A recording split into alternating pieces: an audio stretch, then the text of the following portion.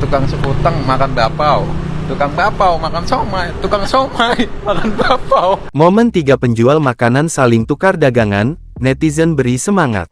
Tengah beredar sebuah video yang memperlihatkan tiga orang pedagang tengah membagikan momen bahagia mereka.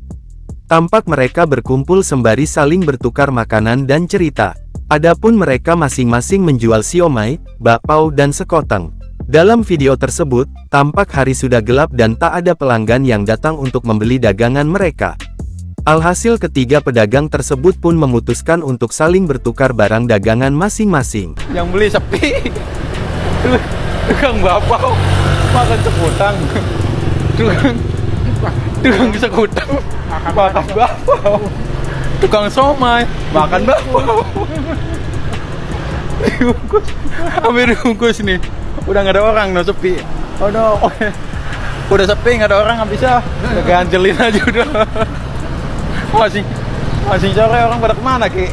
Tahu yang pada kemana? Pada umroh.